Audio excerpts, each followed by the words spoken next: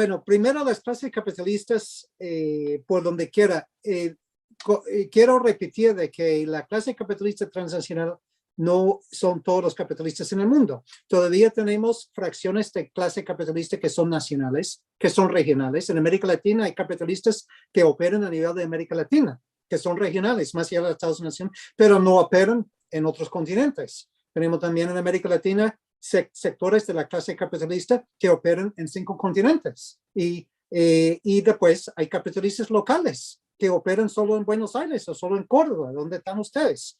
Y entonces tenemos todas estas fracciones de clases capitalistas alrededor del mundo. Pero el punto es que la capital transnacional es la fracción hegemónica. ¿Qué significa eso? Varias cosas. Y aquí en resumidas cuentas, porque no quiero otra vez pues entrar en una conferencia, porque se puede, pues, con una pregunta tan rica, ¿no?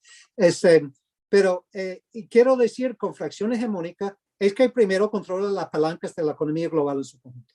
Y segundo, que impone la dirección al mundo entero, la dirección general de acumulación, de patrones de acumulación, de circuitos de acumulación. Y tercero, que integra a su circuito, o sea, el circuito transnacional, hasta capitales más locales. Y de hecho, cuando yo estuve en Buenos Aires, no he estado nunca en Córdoba. Cuando estuve a principios de este siglo, ya hace 17, 18 años, a Buenos Aires, estuve dictando una conferencia en la Universidad de Buenos Aires, y entonces levanté un pequeño estudio. Y descubrí de que hasta pequeñas empresas, muy pequeñas empresas, que uno diría que es netamente local, tenían relaciones de dependencia del capital transnacional. Entonces, esa fracción hegemónica del capital transnacional es que realmente tiene integrado a sus circuitos todas las demás fracciones de capital. Y hay muchas competencias. Hay otra cosa con la clase capitalista transnacional. No quiere decir que tiene unidad interna, todos los integrantes. Más bien, hay líneas, hay fuerte competencia entre los grandes conglomerados transnacionales. Pero este es el punto clave aquí.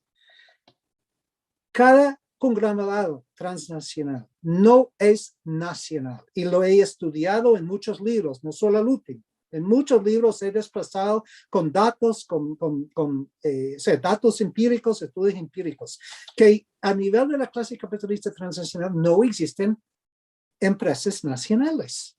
Y entonces muchos analistas me critican sin responder a la exposición empírica que he hecho durante 30 años ya, porque no puedo, porque la exposición empírica es abrumadora. Y les quiero dar un ejemplo de cómo se confunde de que hay empresas nacionales. Trump impuso aranceles de acero cuando estaba Trump. Y entonces todo el mundo decía, oh, son aranceles porque él quiere proteger a compañías norteamericanas de la competencia de compañías chinas o alemanas o lo que fuera.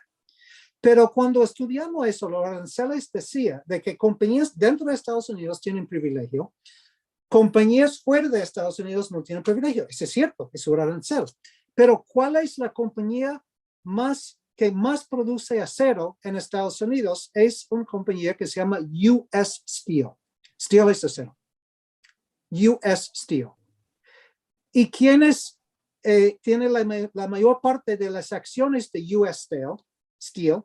Es un conglomerado de la India que se llama Mittal Steel. Steel es acero. Mittal Steel es la productora de acero más grande en el mundo. Tiene operación en todos los países, en Argentina.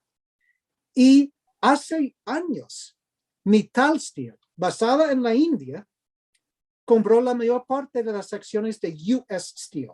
Y cuando entrevistaron al señor Mittal, pues el que está encima de todo ese conglomerado multibillonario, él dijo, nos encantan estos aranceles porque estamos haciendo ganancia. Mientras, si estudiamos quién es el dueño de Mittal Steel, no son indios, no son hindúes, o sea, no son gente de la India. Hay inversionistas y compañías tenedoras y financieras de todo el mundo que invierten en Mittal Steel. Por lo tanto, invierten en US Steel. Por lo tanto, las ganancias extra de esos aranceles se dispersan por toda la clase capitalista transnacional que tiene inversiones en ese circuito. Mientras hay otras compañías basadas en Estados Unidos que elaboran productos de acero importando el acero. Y ellos perdieron porque tuvieron que pagar más por la importación de acero. Y esas compañías en Estados Unidos también eran inversionistas por donde quiera alrededor del mundo. Quiero dar un ejemplo más. Y me tendrían que interrumpir porque no quiero hablar demasiado. Porque la otra cosa es que cuando hablamos de la estructura de clase global, hay que ver que el capital transnacional o el capital en general solo existe como la opuesta, dialécticamente opuesta a la clase obrera global. Solo existe como relación fundamental. Pero un ejemplo más. Ustedes saben que Inglaterra colonizó a la India. Y parte de esa colonización de la India era que convirtieron el campo en la India en grandes plantaciones de té, de producción de té, para exportar a Inglaterra. Y hay un conglomerado en la India que se llama Tata, T-A-T-A. Y ese enorme conglomerado Tata, en 2008, compró Tetley Tea, con sede en Londres, compró Land Rover, compró Jaguar, compró British Steel, acero británico, compró la cadena de supermercados Tesco. Todas estas compañías en Inglaterra. Yo sé que Esteban estaba en Suecia, seguro que reconoces, Esteban, estos nombres. Queriendo decir que el conglomerado basado en Mumbai ya controla todo este sector de la economía nacional inglesa y explota trabajadores ingleses. Miles, decenas de miles de trabajadores ingleses. Queriendo decir que hablar de imperialismo histórico de la Inglaterra contra la India ya no tiene validez, porque de acuerdo con la definición histórica del imperialismo, de que un capital de un país agarra recursos de otro país, extrae plusvalor, ganancia, y regresa a su país de origen con esa ganancia. Ahora, si siguiéramos esa definición clásica del imperialismo, tendríamos que decir que la India es país imperialista a Inglaterra. Y sabemos que eso no es cierto. Así que hay que abandonar las categorías del siglo XX. Porque el marxismo está muy claro, que cuando cambian las condiciones, cambiamos el análisis, actualizamos el análisis, actualizamos el marco teórico. Entonces, la gran mayoría de los analistas, ya sean marxistas o no marxistas, siguen con categorías del siglo XX y siglo XIX. Pero el mundo ha evolucionado radicalmente. Pero el pensamiento intelectual queda muy atrasado. Pero para concluir, Esteban, la otra, y porque estaban preguntando el centro-periferia, pero quiero decir algo de la clase obreras y populares. Hay ciertas tendencias generales en toda la clase obreras y populares, que uno es la precarización.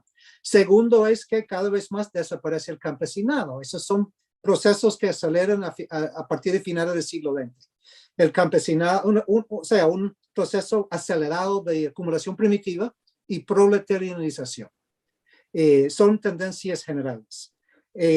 Pero más allá de las tendencias generales, hablando de centro y periferia, no veo yo, y esa es mucha confusión con la izquierda intelectual y izquierda política, de pensar que los países BRIC, o sea, India, China, Rusia y Brasil, decían que los países BRIC representan el periferio, los países de la periferia, desafiando los países del centro y una opción progresista y hasta antiimperialista. Y eso es absurdo. Primero, cuando estudiamos el accionar de esos estados y de las clases capitalistas en esos países, vemos que primero son capitalistas transnacionales y analizamos a Mittal y a Tata. Vale, en Brasil, en la compañía minera más grande en el mundo, tiene inversiones en Canadá, en Estados Unidos, en México, en la India, en China, en Mozambique, en Angola, en Sudáfrica, en Europa.